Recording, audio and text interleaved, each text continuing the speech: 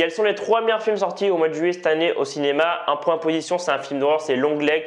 J'attendais pas mal ce film parce que j'avais vu de très bons retours avant de le voir. Et sans déconner, l'actrice principale, alors j'ai plus son nom, mais elle est incroyable. Je pense que dans les prochaines années, on va l'avoir pas mal. Nicolas Cage, ça fait très longtemps que je l'ai pas vu dans un film. Il est vraiment terrifiant dans son rôle. Pour moi, c'est le truc le plus terrifiant du film. En soi, le film, je l'ai pas trouvé hyper flippant. Ça reste quand même un des meilleurs films d'horreur de l'année, mais je m'attendais à plus flippant en vue des retours que j'avais vus avant de voir le film. Longlegs, c'est quand même assez original. Je trouve que par rapport à d'autres films d'horreur de cette année, toi, c'est quand même assez original. Les deux acteurs, franchement, se débrouillent hyper bien. Il y a quand même des moments un peu flippants, mais ouais, à chaque fois, je suis quand même un peu déçu parce que je veux vraiment flipper ma race.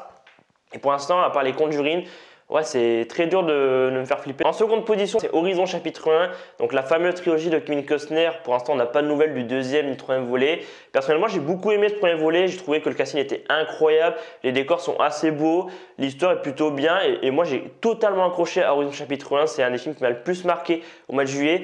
C'est vrai que sur la fin, j'étais quand même un peu en mode… C'est peut-être un peu lent sur la fin, je crois que le film dure pratiquement 3 heures.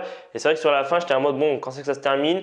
Pour l'instant, on n'a pas de nouvelles du second chapitre. Je sais que de base, il est sorti au mois de septembre. Mais vu que le premier volet, il était vraiment un bide au box-office, pour l'instant, ils ont décalé la sortie. Je sais que le film avait été diffusé à un festival, je crois au mois de septembre ou octobre. Ouais, je pense que le 2 et 3, ils vont directement sortir en streaming, hein. Le premier, il n'a pas marché de fou. Si le 2 il sort en salle et que pareil il fait un beat comme le premier, je pense que ouais, le 3 sortira directement en streaming.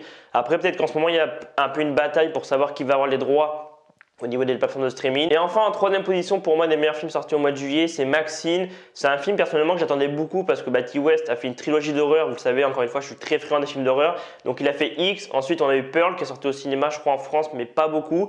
Et donc ensuite on a eu Maxine qui était quand même assez attendu.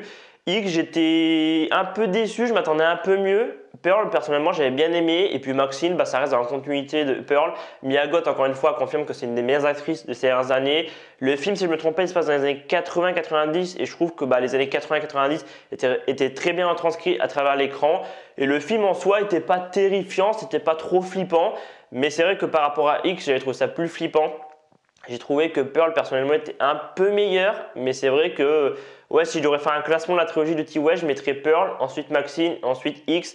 Et ouais, je trouve que ça conclut bien la saga que T. West a fait. Et je trouvais cette saga horrifique très sympathique. J'espère que T. West il fera d'autres films d'horreur comme ça prochainement parce que je trouve que c'était assez efficace, assez prenant. N'hésite pas à me dire en commentaire quels sont pour toi les 3 meilleurs films que tu as vus au mois de juillet au cinéma. Et moi les gars, je vous dis à demain pour le mois d'août.